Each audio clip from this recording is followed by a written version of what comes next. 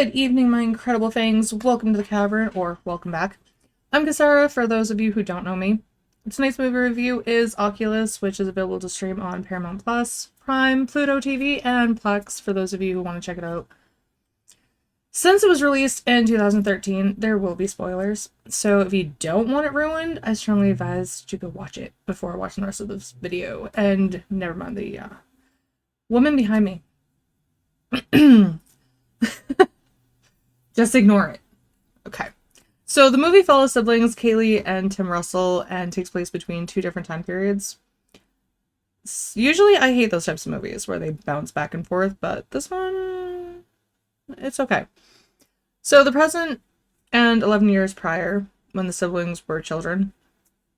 So in 2002, Alan Russell, a software engineer, moves into the new house with his wife Marie, 10-year-old Tim, and 12-year-old Kaylee. Alan purchases an antique mirror to decorate his office. Nothing could possibly go wrong, right? However, the mirror supernaturally induces hallucinations. Marie is haunted by visions of her body decaying, and Alan is seduced by a mysterious woman named Marisol Chavez, who has mirrors in place of her eyes. Marie became withdrawn and paranoid, while Alan became isolated and aggressive. One night, Marie attempts to murder her children, but Alan locks her away, protecting the kids. When the family runs out of food, the children realize that their father is under the influence of the mirror, which causes Kaylee to seek help from their mother, only to discover her chained to the wall and acting feral. Kaylee and Tim decide to seek help from the neighbors, but the neighbors instead believe their father's lies. At another point, Marie is released from her confines, and both parents attack the children. Marie comes to her senses briefly before Alan murders her. The children try to destroy the mirror, but it tricks them, making them believe they are hitting the mirror, only to find they are actually hitting a wall. Alan also experiences a moment of lucidity and forces Tim to pull the trigger, causing a small crack in the mirror in the process. The police arrive and take Tim into custody. As Tim is taken away, he sees the ghost of his parents watching him from the house. Kind of creepy, to be honest. In the present day, 2013, Kaylee tries to convince Tim that he wasn't responsible for what happened, and everything that had occurred with their parents while they were children was because of the mirror, not because of what he did, or what was told to him that actually happened. While Tim was locked up, Kaylee spent most of her adult life researching the mirror and the history revolving around it. And due to her position as an employee at an auction house, she obtained the mirror, access to the mirror, which she transports to their childhood home. Kaylee sets up the cameras and plants around the house to record her theories and results. Supposedly, the mirror feeds on living things, which means the plants will die. Throughout the night of the experiment, strange things occur, causing Tim to slowly start to believe Kaylee's interpretations of the night their parents died.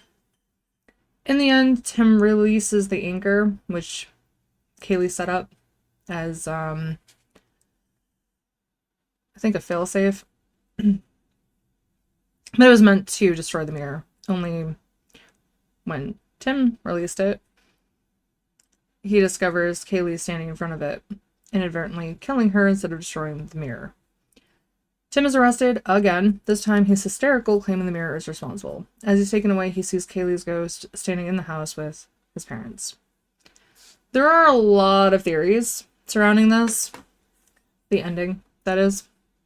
Some believe the mirror was in fact responsible for the crimes Tim and his father committed, while others believe that what Tim was told while he was institutionalized is actually the facts. So his mother became upset that her husband was cheating on her, thus causing her to have a mental breakdown, causing Alan to retaliate and protecting his kids, or wanting to eliminate everyone involved so he can move on with his mistress, causing Tim to kill their father in self-defense. Personally, I'm not sure which theory is correct. I think that's the whole point, though. Kind of like the ending of Inception, we, the audience, are left to wonder if Cobb is still in the dream world or if he made it out. And it's one big debate, and that is still being debated to this day. And I actually like these types of movies that leave a lasting impression long after the film is over. Part of me wants to agree that Alan tried to protect the children from his wife, but it doesn't explain why he would attack the children himself or why he was starving the kids because there was no food in the house. I know throughout he seemed to get more and more annoyed and frustrated with them, so it's possible he lost his temper and maybe he was spending more time with his mistress, so wasn't actually home to purchase food for the kids. I'm not sure. I mean, it's possible that he lost his temper with the kids.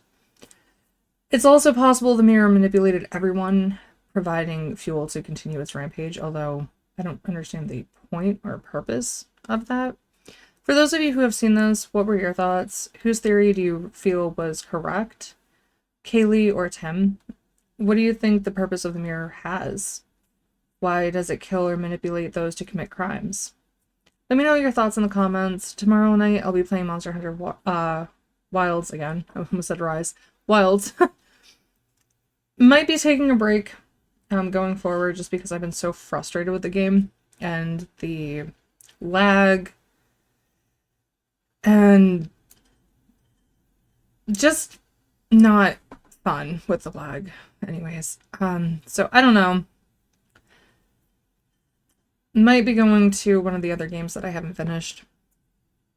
Next week, I'll be reviewing I Saw the TV Glow, which is available to stream on Hulu and Max if you want to check that out. If you have a movie or video game you'd recommend, let me know in the comments. I'm always up for suggestions. Thank you so much for watching and sticking around to the end. I hope you all have a relaxing weekend and take care until next time.